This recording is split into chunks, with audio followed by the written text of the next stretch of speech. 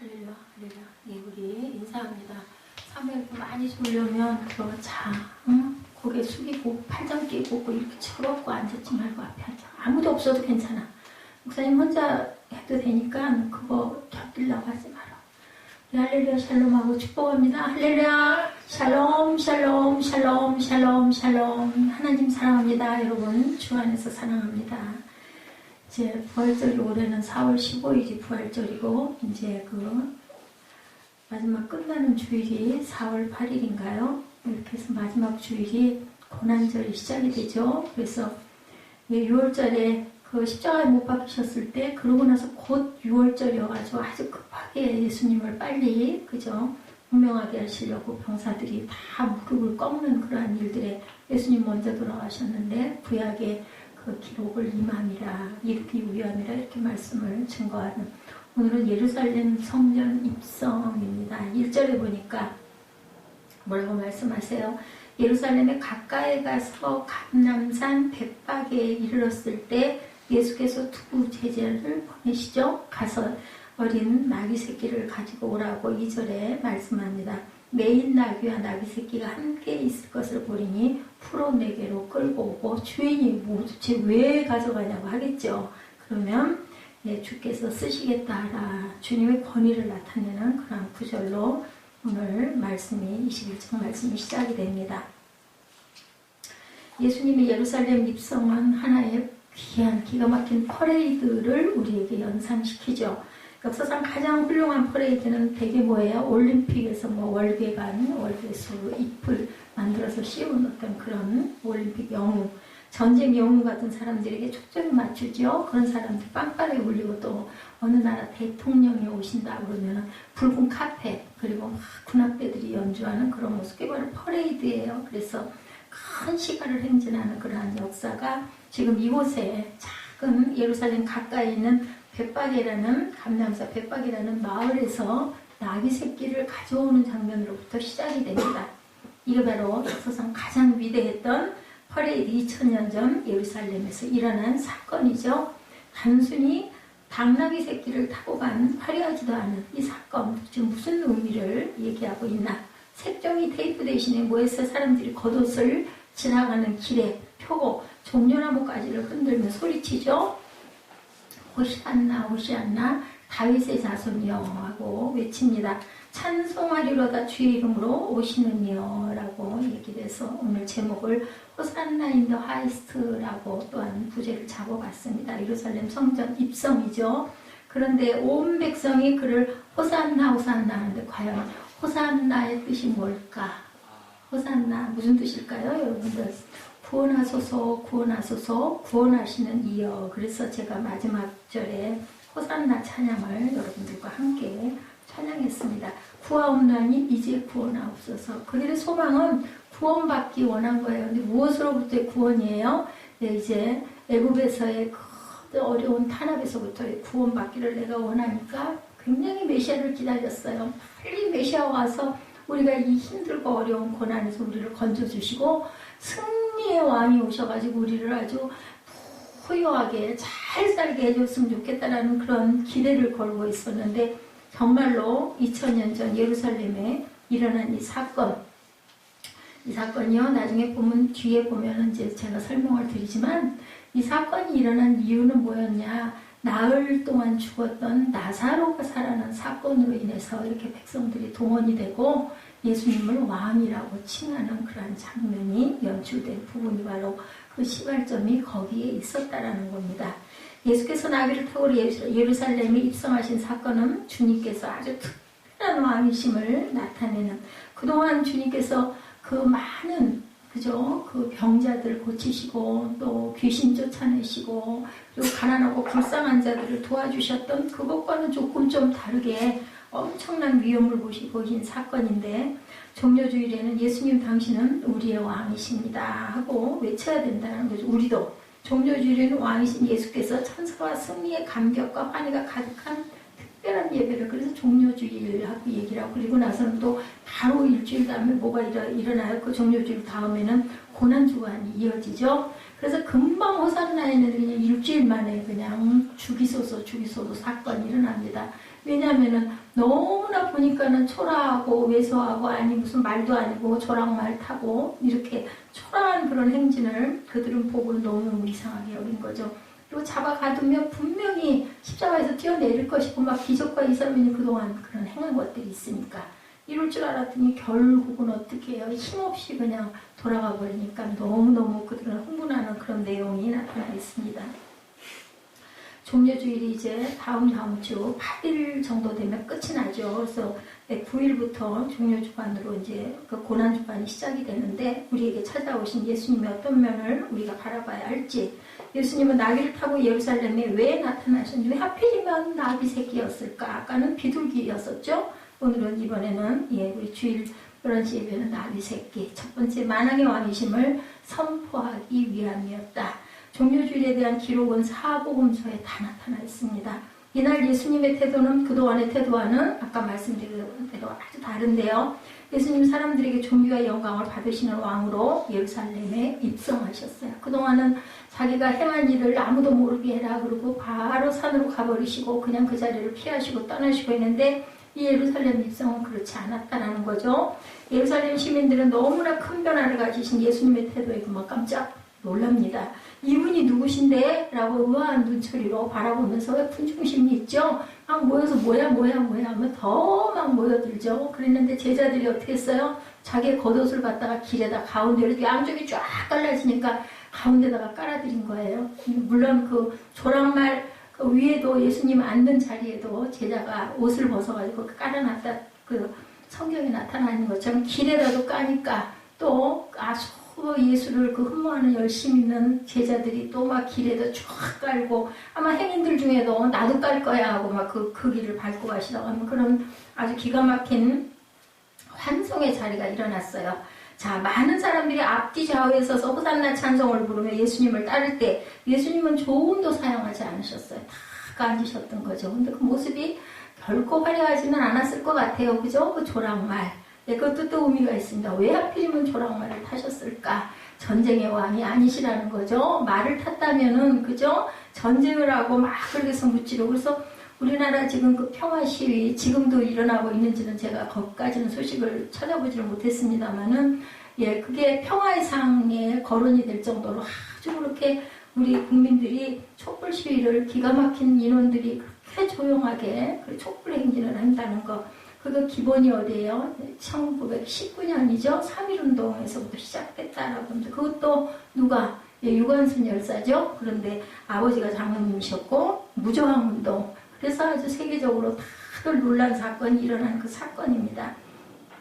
그리고 나서 1919년 이후에 지금 2017년 100여 년 정도 흐른 지금의 그 많은 숫자들이 전부 이제는 정말 조용하게 촛불 시위하는 것이 더 오히려 막 정말 뭐 달겨 들고 총칼 들고 위협하고 방망이 들고 소리 지르고 욕하고 하는 것보다 더 큰 힘을 발휘한 것.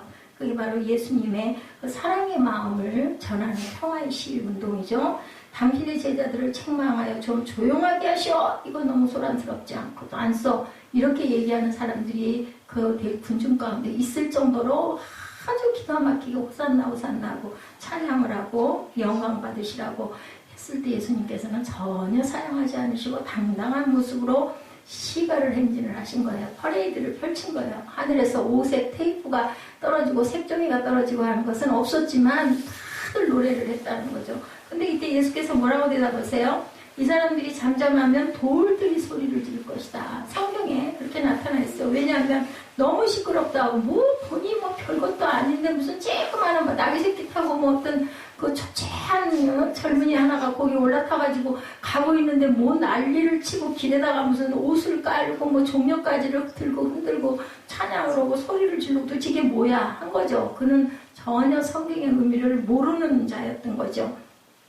그랬더니 예수님이 대답하시는 게 이들이 이러지 않으면 돌들이 소리 지를 거야 라고 얘기를 합니다. 그래서 구약성경이 기록한 대로 예수께서 나귀를 타시고 예루살렘에 입성한 거예요. 그 모습 그대로 예수님은 굉장히 구약의 예언에 집중을 하셨던 예수님을 우리가 볼 수가 있는데 종려주일의 가장 큰 의미는 예수 그리스도가 왕이라는 것 5절에 나타나 있죠. 내 왕이 내게 임하나니 이렇게 증거하고 있습니다.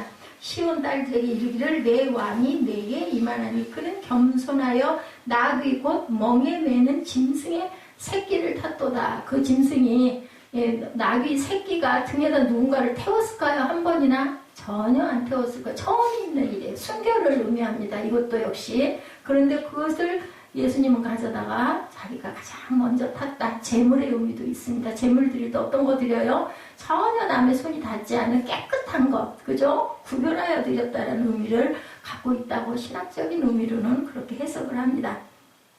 자, 이래서 종려주일의 가장 큰 의미는 예수 그리스도가 왕이다. 이게 가장 중심. 예수 그리스도의 세상에 어떤 작은 나라를 다스리는 왕이 아니라 그리스도는 하나님 나라의 왕이다. 근데 오늘 11절 끝절에 보니까 뭐라 그래요? 무리가 이르되, 그냥 무리예요. 제자들이 아니라 갈릴리 나사렛에서 나온 선지자 예수, 선지자 정도로 그들은 생각을 했다. 결코 하나님의 아들이십니다라는 고백은 할 수 없어서 그거는 제자들이 아니라 무리들, 모여있는 자들, 그죠? 도대체 무슨 기적이 또 일어날까? 이걸 바라보고 쫓아와서 모인 사람들이죠. 예수 그리스도는 그러한 선지자가 아니죠. 우주의 왕이시고 만왕의 왕이시고 그리고 하나님이시죠. 세상을 주관하고 다스리시는 분이고 영적 세계를 다스리시는 왕이다. 성부, 성자, 성령 하나님 삼위일체이죠. 한 몸을 가지신 하나님이다. 예수 그리스도는 세상의 어떤 위대한 왕과도 비교가 안 되는 왕 중의 왕이십니다. 그분에게는 강력한 권세가 있죠. 누구도 빼앗을 수가 없는 큰 나라가 있는데 그게 바로 어디예요? 이 우주예요. 그죠? 이 나라의 모든 돌아가는 일들은 전부 다 하나님 우주의 섭리에 의해서 돌아간다. 저는 늘 그 생각을 해요. 사계절이 변하는 거는 다들 알아요. 이제 겨울이 되면 저희들 아까 잠깐 얘기했지만 난방비가 그냥 저 꼭대기까지 올라가 있더라고요. 2월달 난방비가. 그 전달은 그래도 굉장히 아래로 내려가 있어요. 1월달은 1월에도 많이 뗀 것 같은데 이런 것처럼 우주의 왕은 모든 것을 통치하신다. 계절은 어김없이 바뀝니다. 아침에 태양이 뜨고 그리고 저녁에는 깜깜해지고 그리고 나면 어둠이 거치면서 또 빛이 오고 모두 다 알아요. 그게 그냥 우연히 일어난 일일까? 그죠? 공정과 자전을 통해서 일어난 일일까? 그 위에 통치자가 분명히 계시다. 과학도 하나님께서 만드신 거죠. 위대한 왕이신 예수께서 겸손하게 또한 나귀를 타셨다. 말 타고 탁 멋지게 붉은 망토 휘날리는 그런 모습이 아니었다라는 거죠. 그래서 온유와 겸손이라는 겁니다. 예수님의 모습이. 그러나 그분은 진정한 왕이셨다. 그러함에도 불구하고 우리는 예수께서 겸손하게 낮추시더라도 이 종료주일이 아직은 오지 않았고 저희 설교가 조금 이릅니다만 왕이신 예수님을 바라보고 높여야 되는데 예수님으로 왕되게 해드리려면 왕의 대접을 해드려야 된다. 우리 마음 안에 어떻게 해요? 가장 귀하고 빛나고 높은 보좌 그러죠? 우리 찬송가 있죠. 그 보좌 위에 누가 앉아 계세요? 왕이신 하나님께서, 왕이신 예수님께서 앉아 계신다는 것을 우리가 인정해야 된다. 그래서 우리 마음으로 예배는요, 워십이라고 그러잖아요. 그리고 찬양과 경배를 드린다고 그러잖아요. 그때는 어떤 마음으로, 아까 우리 그 세민 예배에서 그 부분이 있었죠. 굽혀 마우하고 절하는 자세. 나를 낮춰야 상대방에게 절하지 않겠어요? 무릎 꿇고 경배한다라는 뜻을 갖고 있습니다. 그러니 상대방은 어떤 사람이 어떤 분이기 때문에 굉장히 높으신 분이기 때문에 그것을 우리가 찬양할 때 마음으로 사모할 줄 알아야 된다. 그래야 은혜가 우리에게 임하죠. 누구에게든 우리가 정성을 들여야 그 사람의 마음이 감동되지 않겠어요? 그 감동으로 뭔가를 주고 싶어지는 마음이 되는 거죠. 우리는 경배를 그렇게 온전하게 드려야 된다는 거예요. 제가 목이 약해서, 성대가 약해서 찬양을 조금만 해도 이 목소리가 잠기고 목이 너무너무 아파요. 그럼에도 불구하고 정말 찬양을 하고 싶은데 여러분들 성대가 좋으실 때 아직 저같이 그렇게 약해지지 않았을 때 열심히 찬양하시기 바랍니다. 저는 그때 그렇게 열심히 하지 못했어요. 근데 여러분들은 저보다 지금 한 30년 정도가 앞서 지금 뒤따라오고 있으니까 얼마든지 하실 수 있어요. 열심히 찬양하시기 바랍니다. 찬양에는 하나님께서 반드시 하나님께서 주시는 게 있어요. 뭘 주실까요? 돈으로 살 수 없는 은혜를 주십니다. 그 은혜가 여러분들에게 임하면 세상에 어떤 것보다도 뭘로도 살 수 없는 귀한 은혜죠. 그 축복이죠.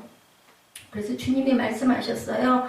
나는 세상의 왕되기보다 믿는 너희들의 왕되기를 원한다. 믿는 자들의 왕이 되기를 원한다.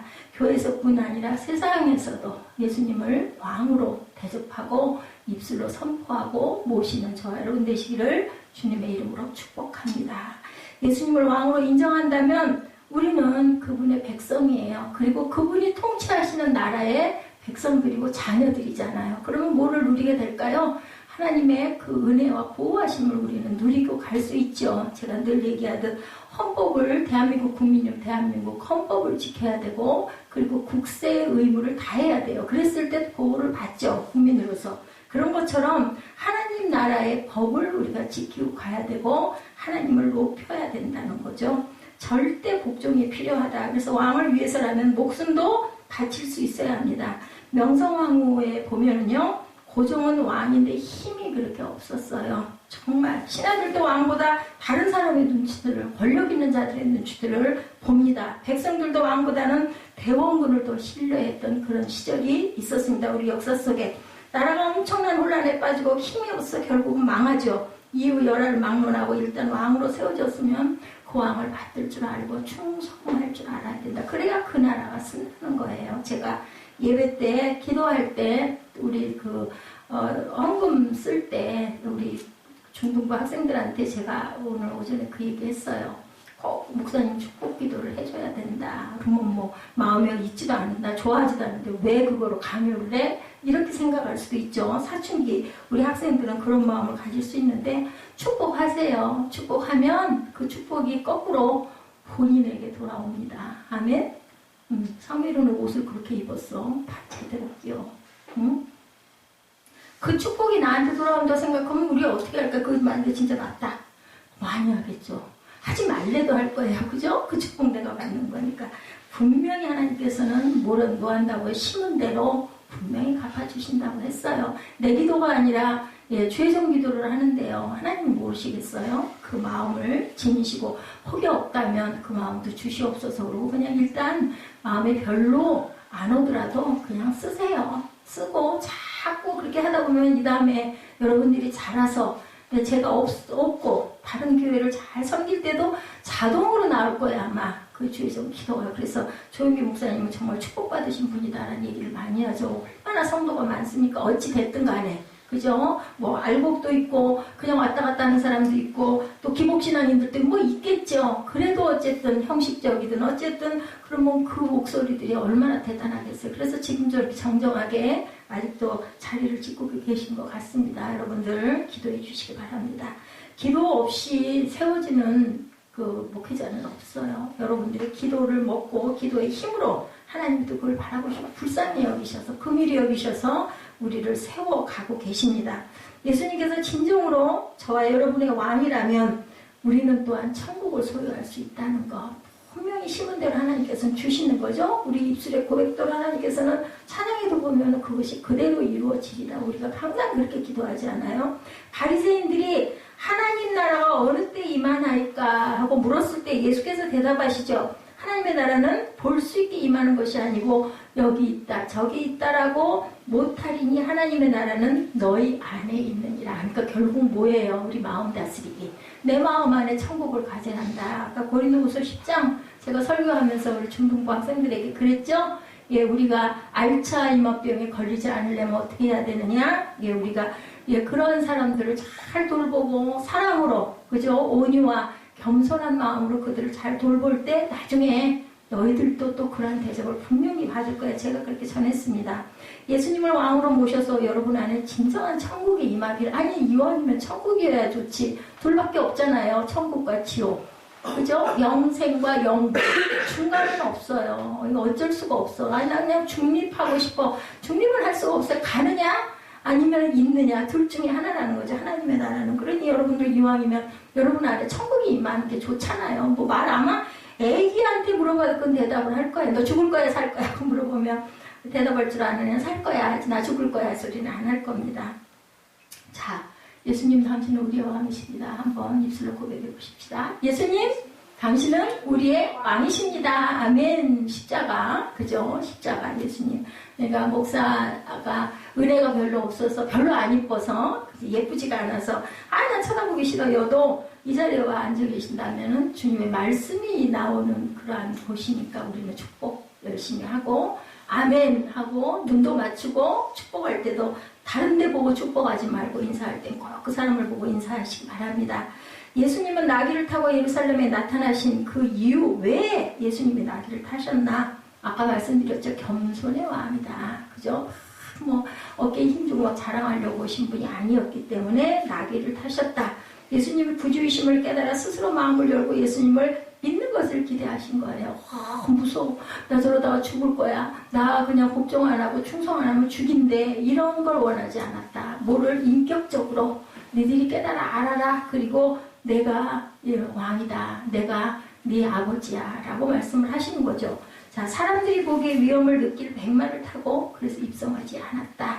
거대한 코끼리를 타고 입성하지도 않았다. 사람들이 화려하게 느낄 금수레를 타시지도 않았다. 나귀 새끼를 타고 예루살렘으로 들어가시죠. 항상 구약의 예언에 아주 굉장히 그 성취에 관심을 가지셨던 예수님, 그 무슨 뜻일까요? 굉장히 성경에 집중하셨다는 것을 우리가 알 수가 있습니다. 이때 예수님 때에는 신약 성경이라는 게 없잖아요. 그러면 성경이 뭐겠어요? 구약이에요. 그걸 보면서 항상 그대로 이루어지기를, 왜냐하면 하늘의 뜻이 땅에서도 이루어지리다 기도 가르쳐 주셨잖아요. 그 마음을 가지셨기 때문에. 자, 구약의 예언들을 알고 기다리는 사람의 눈에만 띄는 거죠. 그걸 모르는 사람들은 저게 뭐야? 뭐 하는 거야? 이렇게 된 거죠. 그래서 결국은 십자가에 매답니다. 자, 대제사장이나 서기관이라 할지라도 깨닫지 못하고 예수님을 향하여 화를 낸 사람들, 아까 그 군중 속의 누군가처럼 뭐야 도대체 왜 이렇게 시끄러워, 뭐 하는데, 그 뭔데, 무슨 뭐 이상한 그 연극을 하는 것도 아니고 저게 뭐냐, 뭐야 도대체, 초라에 빠져가지고 저게 도대체 뭐 하는 건데, 번쩍번쩍 그게 없으니까. 자, 성경의 지식은 있었으나 말씀을 그대로 믿는 믿음이 없었다는 거죠. 눈에 보이는 대로 살펴보니 너무너무 초라해. 뭐 사랑거리가 무슨 기적이 일어나는 것도 아니고 무슨 고개를 하는 것도 아니고 또 저게 뭔데. 깨닫지 못하는 사람들은 들여다보기는 했는데 다들 모여있으니까. 근데 웃기는 거죠. 그러니까 고함을 지르면 시끄럽다고. 오늘도 성경의 말씀을 깨달아주고 믿는 사람만이 우리 주변에 가까이 찾아오신 성령 하나님을 느낄 수 있다라는 거. 그걸 하기 위해서 우리가 뭐예요? 예배 전에 임예를 하는 거예요. 임예. 예배에 들어가기 위한 경건의 의식을 있어야 되거든요. 그것도 순서가 있어야 됩니다.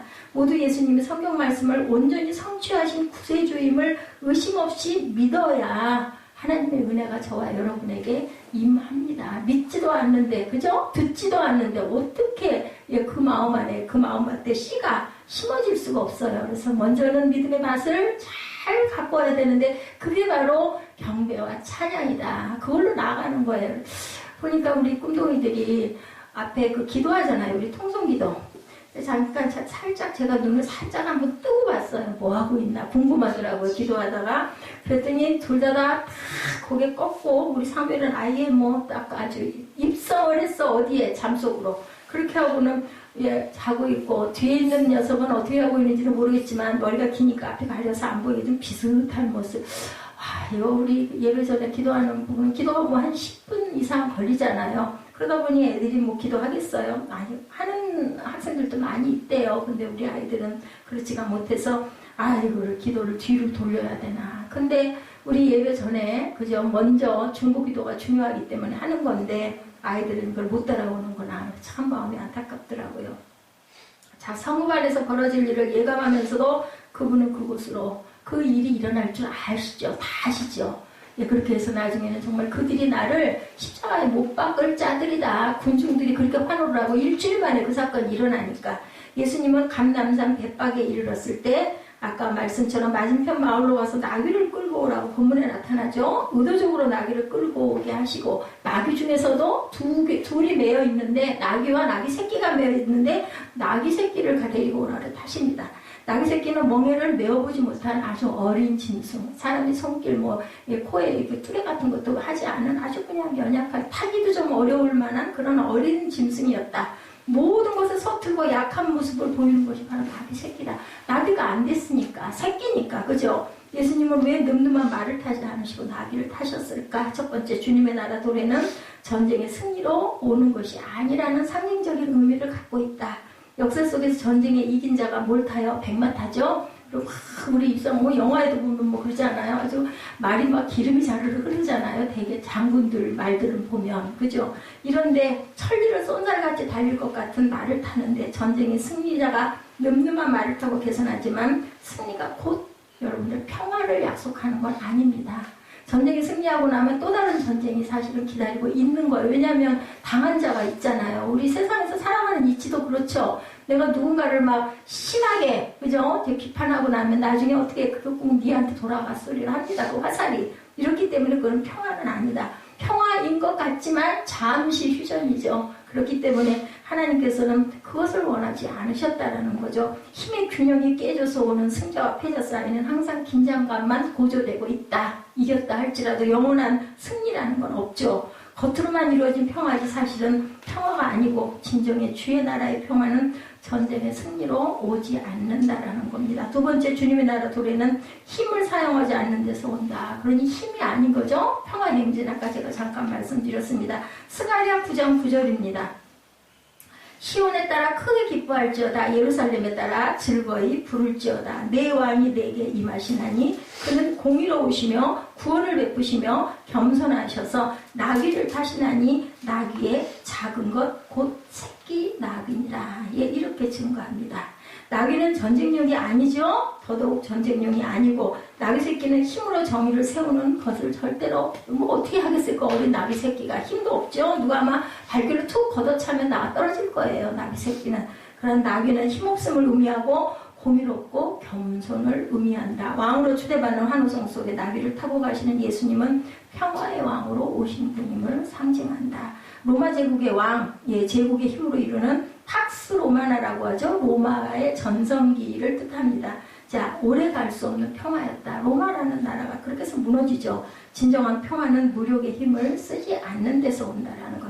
예수님은 마태복음 26장 52절에 칼을 꺼는 베드로에게 뭐라고 말해요? 칼집에 칼을 넣어라 그러면서 칼을 쓰면 칼로 망한다 라고 말씀을 합니다. 평화는 절대로 싸움이 아니고 무력을 내려놓고 자신을 겸손하게 낮추는 데서 온다라는 의미를 가지고 있습니다.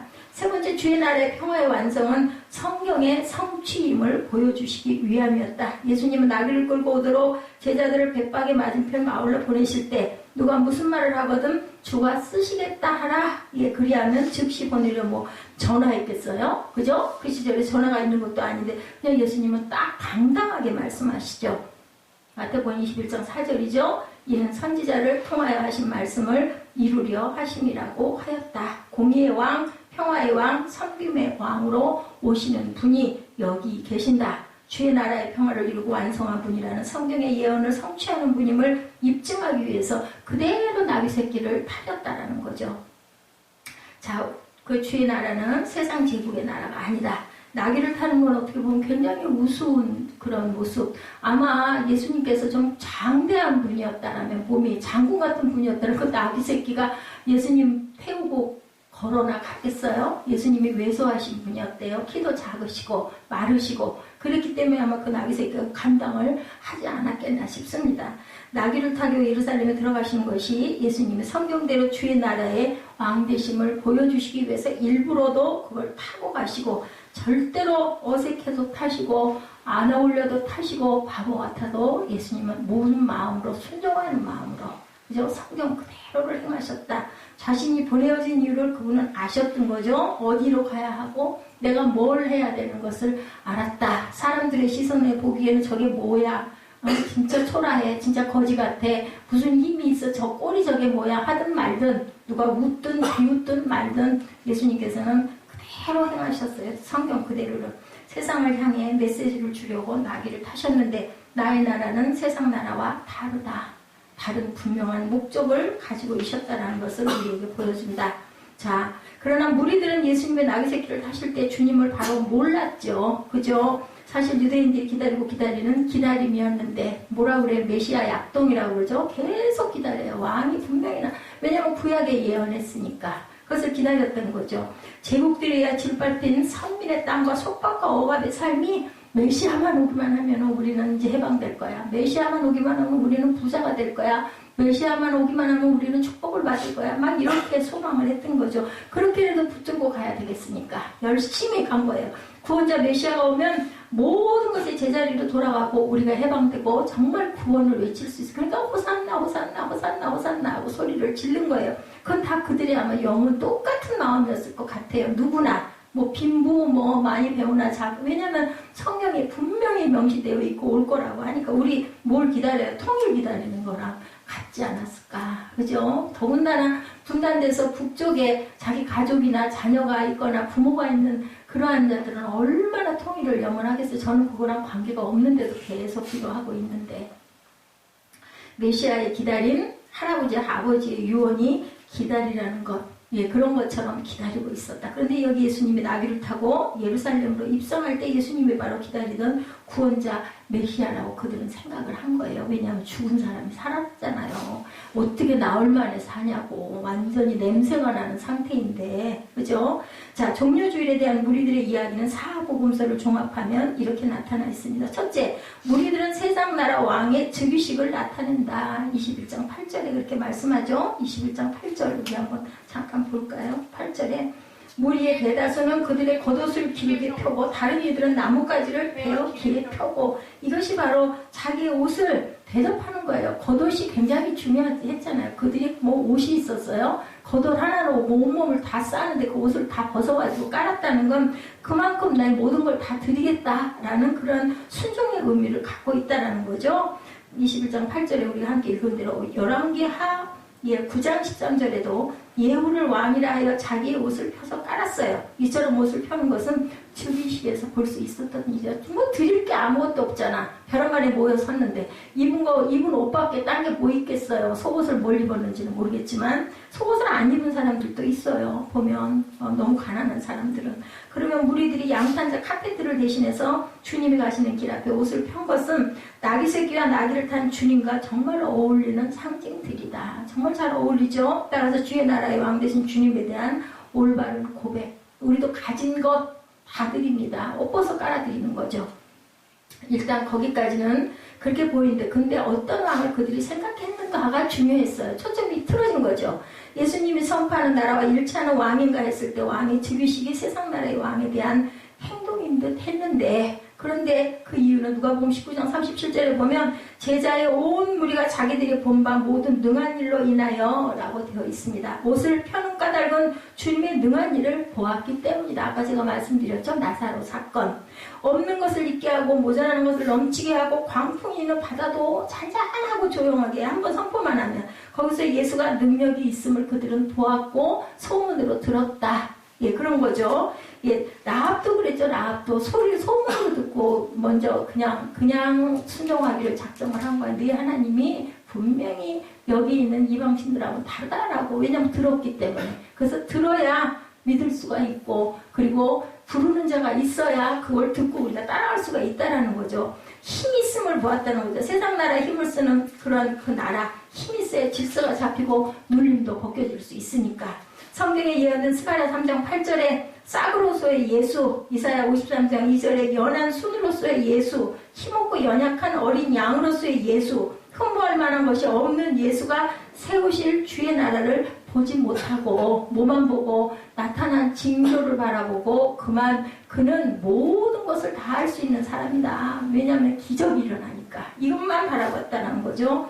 예, 요한복음 12장 16절에 말씀합니다. 제자들은 처음에 이 일을 깨닫지 못하였다. 예수께서 영광을 얻으신 후에야 이것이 예수께 더하여 기록된 것임을 그들은 생각을 하게 됐고, 너희 왕이 나귀 새끼를 타고 오신다는 주의 나라의 의미를 후에 알았으니 우리도 알 턱이 없다라고 그들은 고백을 합니다. 둘째, 무리들은 주의 나라가 다윗의 강한 나라임을 고백합니다. 21장 9절이죠. 앞에서 가고 뒤에서 따르는 무리가 소리 높여 이르되 호산나 다윗의 자손이여, 호산나란 호시아나를 음역한 게 바로 호산나예요. 구원의 호소를 담고 있는 이 말은 다윗의 자손이신 예수가 이 땅의 구원자임을 그들은 고백을 한 거예요. 호시아나 호시아나, 구원하소서 구원하소서. 자, 마태복음에는 다윗의 자손이라는 고백이 계속 나오죠. 이는 다윗이 구원자임을 고백하지만 다윗이 세운 나라, 모든 정치적 압박, 가난의 압박에서 풀어준 구원자를 말하고 있습니다. 예, 가장 영토가 그 나라 일에 넓었던 때예요. 다윗 시대가 힘이 있고 튼튼했던 그 나라의 혈통으로 오신 예수가 다윗의 왕권을 이어받아 다윗의 나라를 세우실 것을 그들은 그렇게 믿은 거죠. 그러니까 힘 있는 자가 분명히 올 거다. 그래서 호산나 하고 외쳤다는 거죠. 이는 왕에 대한 오해였다라고 마태복음 22장 42절에 바리새인들에게 이렇게 말씀합니다. 그리스도에 대하여 어떻게 생각하느냐? 너는 누구의 자손이냐? 바리새인들이 대답하되 다윗의 자손이니이다. 이때 22장 45절에 마태복음에 다윗이 그리스도를 주라 칭하였은즉 어찌 그의 자손이 되겠느냐. 다윗이 주라고 칭했다는 거죠. 그럼 뭐예요? 예, 주님이라고 얘기했으니 다윗의 주인이죠. 결국은 예, 바리새인들에게 예수가 혈통상 다윗의 자손인지는 몰라도 다윗이 주라 칭하니가 예수님이다. 성령에 감동되어 다윗이 예수를 주라 칭하였다는 말은 메시아가 지상의 나라를 회복하는 것이 아님을 알게 하는 사건이었다. 세 번째, 무리들은 예수를 지상의 왕으로 생각하며 앞뒤로 환호하죠. 10절에 보면 뒤에서 환호하는 행렬에 의하여 온 성이 소동하였다. 환호하다 보니까 성에 있는 모든 사람들이 막 같이 소리 지르고 소동한 거죠. 군중 심리죠. 그리고 예루살렘의 사람들이 이는 누구냐라고 했을 때 우리들은 선지자다. 마지막 11절에 그렇게 얘기하죠. 전혀 왕과 상관없는 일을 하고 있어요. 기적을 일으키니까 예언을 하니까 선지자 정도 됐겠지 이렇게 생각을 했다는 거죠. 무리들이 예수님을 앞뒤로 따르면서 열광한 이유는 무엇이었을까? 십자가를 알고 십자가 사랑을 알고 주의 나라가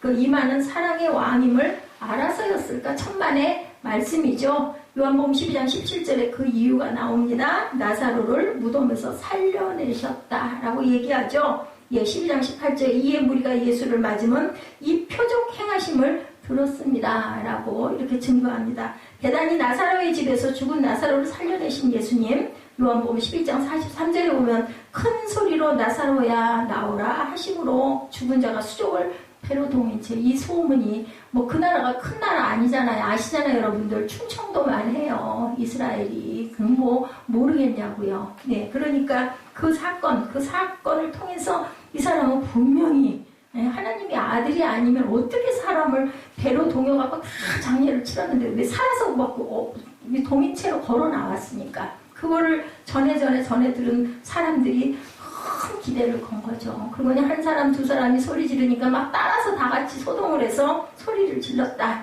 자, 죽은 나사로를 살려내므로 슬퍼하는 마르다 마리아를 감격과 환희의 삶으로 바꾸어놨으나 예수는 이 어려운 절망의 시대에 나타난 왕 중에 왕이라고 그들은 생각해 볼 수밖에 없었다는 거죠. 진짜 이 나라의 소망과 기대를 저버리지 않을 구세주다. 우리는 여기서 주의 나라에 완성한 사랑의 메시아이신 예수를 보고 로마의 지배에서 해방되고 독립국가를 세우실 메시아로 예수를 따르는 무리들을 본다. 오해했다는 거예요. 우리나라를 구원할 사람이 아닌 거지 세계를 구원할, 인류를 구원할 사람이라고는 절대 생각을 하지 않았다. 이 종려주의 이야기 속에서 나귀를 타시는 메시아 예수와 즉흥적으로 왕의 즉위식을 행하는 무리들, 이 얘기가 바로 오늘 본문 내용입니다. 내 나라는 공의의 나라, 겸손의 나라라고 보여주심에도 제국들을 물리치시고 능히 모든 것을 다 잘할 수 있는 영웅이 세우는 나라를 그들은 기대했어요. 그 무리들은. 예수님은 절대 그런 나라가 아니다. 평화의 나라다. 상징을 다 보여주셨고 구약의 예언을 성취하신 거지만 그들은 구약을 알지도 못했고 관심도 없었고 우리가 세상에 살면서 사는 것 따로 믿는 것 따로 예배드리는 것 따로라고 생각하는 거랑 이 사람들이나 전혀 다르지 않았어요. 저희들 같아도 무슨 무리들이 막 가는데 그 사건을 모르고 집중하지 않은 사람 같으면 저게 무슨 행진이야 라고 바라봤겠죠. 보니 뭐 별로 별 볼 일 없어 보이니 왜 이렇게 시끄러워? 아우 소란스러워 죽겠어. 뭐야? 어디서 웬 거지 같은 자가 조그만 조랑말 탄 그걸 갖고 왜 저 난리를 쳐? 이렇게 얘기를 했다는 거죠. 예수는 예루살렘에 입성한 이후에 이렇게 다른 길을 가시고 성전을 정화하고 바리새인들을 강하게 책망하고 꾸짖고 독사의 자식이라고 그 이후에 그런 사건들이 일어납니다. 자신의 팔려간 죽으심의 예언을 언급한 대로 모든 것이 그대로 되었고 예수께서는 절대로 그것에 요동하지 아니하셨다. 오죽하면 베드로를 보고도 사탄아 내게로 물러가라라고 소리를 지르시잖아요. 그럴 만큼 그분은 그분의 갈 길을 정확하게 알고 있었고 흔들림 없이 그 길을 곧게 갔다라는 거죠. 자신의 팔려감도 알았고 죽으심도 그 예언을 언급한 대로 모두 그대로 됩니다. 그런데 무리들이 가만히 어떻게 있겠나. 새로운 세상을 꿈꾸는 그들은요. 마태복음 27장 23절에서 5절에 보면 완전히 예수를 십자가에 못 박자 그러고 소리를 지르죠. 예, 그 도둑을 살려주고 저를 못 박아야 된다. 왜?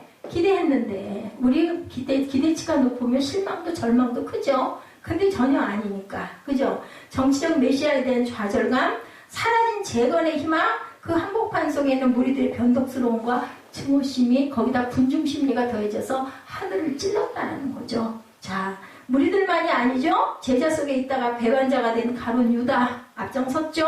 죽을지언정 줄을 버리지 않겠다고 장담하고 줄을 따라 떠나다니던 누구 베드로. 그죠? 모든 제자들이 다 주님을 또 희망을 버리고 엠마오로도 떠나가죠. 전부 다 뿔뿔이 다 고기 잡으러 갈 거야 하고 갑니다. 근데 아까 우리 영상도 봤지만 뭘로 인해서 다시 돌아와요? 예수님이 나타나심으로 인하여. 너에게 내가 평화를 주겠다. 내 손에 손바닥에 못자국 만져볼래? 나는 이렇게 살을 가지고 있고 나는 이게 영이 아니라 내 사람이다. 내가 이렇게 다시 살아났다. 그걸 보고 그만 주는 그리스도시요 살아계신 하나님의 아들이라고 고백을 하게 되죠. 누구도 제자들도 3년이나 따라다녔던 그러니까 우리가 예수를 믿는다고 20년 30년 열심히 믿어도 어떤 사건에서 흔들리다 보면 그만 오히려 더 멀리 간다는 거죠. 만약에 이 자리에 예수님이 다 구름 타고 여기 탁 내리셨다 생각해보세요. 여러분들 어떠실 것 같아요? 절대로 이 마음 돌이킬 일이 없을 거예요. 이 증거가 이렇게 중요하다는 거죠. 종려주일의 큰 의미는 예수 그리스도가 왕이시라는 것과 함께 그분이 큰 승리를 이루셨다는 놀라운 사실의 선포인데 승리한 왕이신데 마귀를 이기신 왕이신데 사탄은요 그러함에도 불구하고예요. 우리 그 찬양 있죠. 그럼에도 불구하고 우리 찬양한 지가 오래됐습니다. 그 찬양 아직도 우리를 속여서 그들이 왕노릇 하고 있는 세상이라고. 이 세상은 사탄의 세상이죠. 거짓된 마귀의 속임수가 전 세계를 장악하고 있어요. 여러분들 아시겠지만 정치, 경제, 문화, 사회 모든 구석구석에 귀신과 마귀의 역사가 없는 곳이 없을 정도로 판을 치고 돌아다닌다. 예배 시간에 조는 거, 예배 시간에 딴 생각하는 거, 예배 시간에 휴대폰 들여다보고 앉아있는 거 다 보이거든요. 목사는 속일 수 있어요. 근데 하나님은 위에서 영으로 공간을 초월해서 이거 막힌 거 무슨 상관이야 뚫고 보는데 우리 초음파 보잖아요. 우리 레이저 보잖아요. 그죠? MRI 보잖아요. 그런 것처럼 쫙 보여요. 그냥 위에서 내다보면 모든 사람들이 다 보이는데 예, 심지어 우리들 자신도 예수를 믿는다고 하면서 정말 많은 마귀에게 종노릇을 합니다. 베드로가 예수님을 얼마나 사랑했어요. 근데 금방 종이 되죠. 예, 마귀가 시키는 대로 그래서 밀가부르도 탄다고 얘기를 표현하고 있습니다. 베드로가 예수님을 따라다니면서 마지막 순간까지 마귀에게 밀가부르도 당했다. 그죠?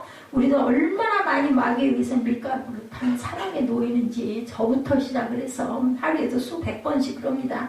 그러고 이렇게 하면 안 되는데 하면서 그래도 이렇게 하면 안 되는데 하는 자는 희망이 있어요. 당연하지. 이건 당근이지. 이렇게 얘기하면 희망이 없다는 거죠. 다들 그런데 나만 그랬어? 그럼 여러분들 지옥 갈 때 함께 갈래요? 그래도 아마 나 거기 안 갈 거야 할 거요. 나는 그래도 예수 믿었으니까. 왜 그 사람들이 그럴 때 같이 따라 있으면서 그러면 그들 지옥 가면 나는 안 갈래요 소리를 왜 하겠냐면 같이 가야지 거기를. 우리 마음이 바로 이렇다는 거죠. 마귀는 죽었음에도 불구하고 우리를 속이고 있고 마지막 때까지 그 위력을 발휘하려고 한다는 거죠. 마귀 사망 권세 죽였잖아요. 누가? 예수가. 예수님께서 죽이셨어요. 마귀가 예수를 죽이려고 안 찾아다닌 제자가 없이 다 찾아다녔다는 거죠. 모든 제자를 화도나게 하고 미워하게도 하고 자리다툼도 하게 하고 서로 죽이게도 하고 가룟 유다 같은 경우는 예수님까지 돈으로 팔아넘겨서 죽이게 만들기도 했다는 거죠. 예, 여러분들 패션 오브 크라이스트에서 상징적인 묘사된 장면들 너무너무 잔인하다고는 하는데 거기에 귀한 장면들이 굉장히 많다고 합니다.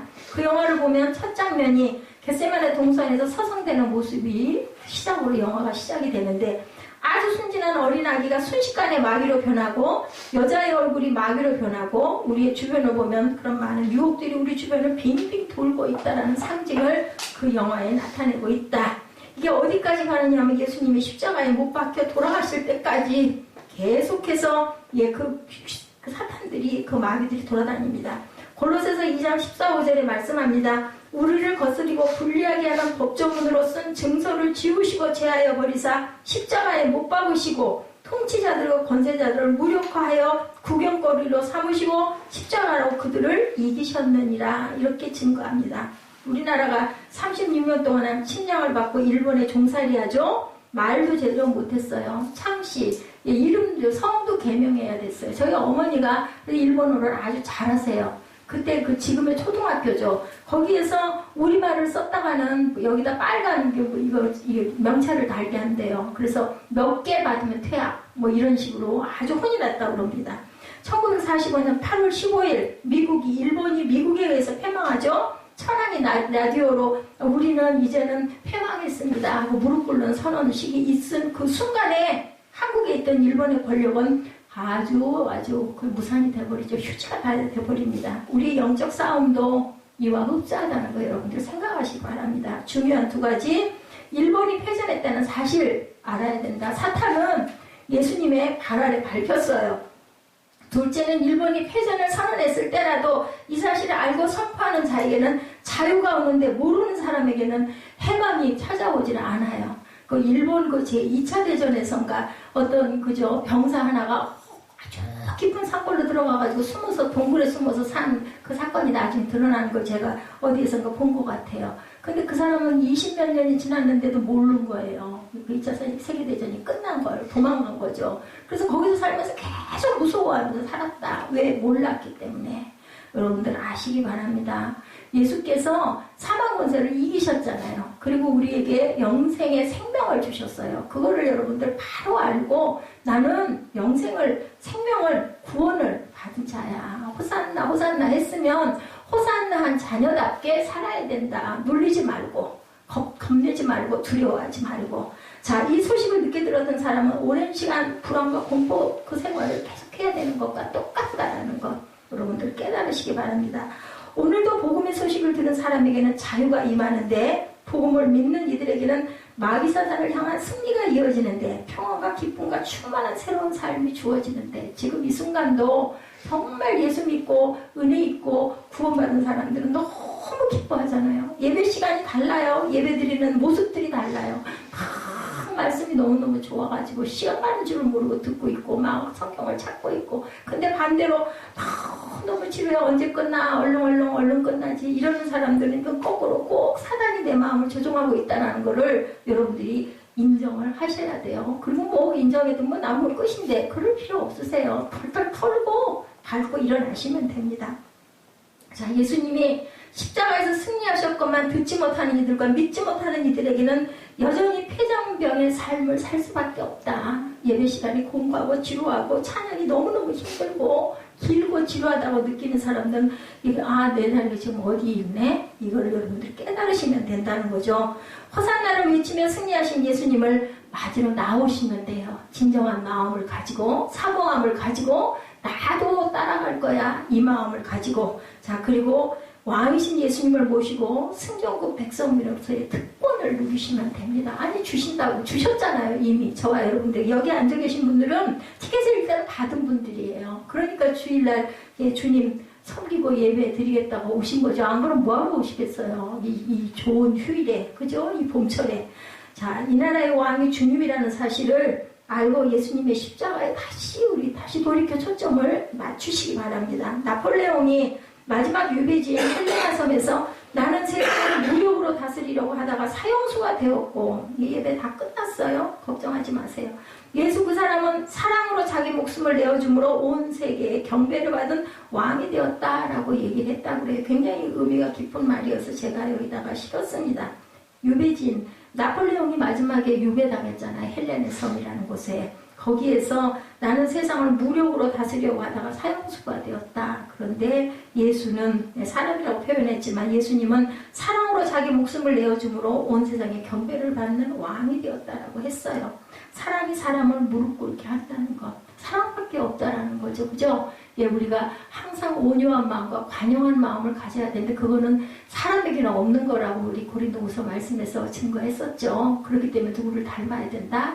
예수님의 사랑을 우리가 닮아 흉내내도 내고 가는 거예요. 우리 꼬마들 어떻게 해요? 엄마 흉내내잖아요. 그래서 자꾸 흉내내면서 잘하면 나중에 똑같네. 지 엄마랑 똑같아. 지 아빠랑 똑같은 소리를 들어요. 이런 것처럼 닮아가시기 바랍니다. 사랑을 실천하시고 진정한 제자가 되어서 주님을 따라가는 하나님의 귀한 하늘나라의 자녀들, 제자들 되시기를 주님의 이름으로 축복합니다. 우리 호산나 찬양하라 찬양 한번 하시고 축도로 예배를 마치겠습니다.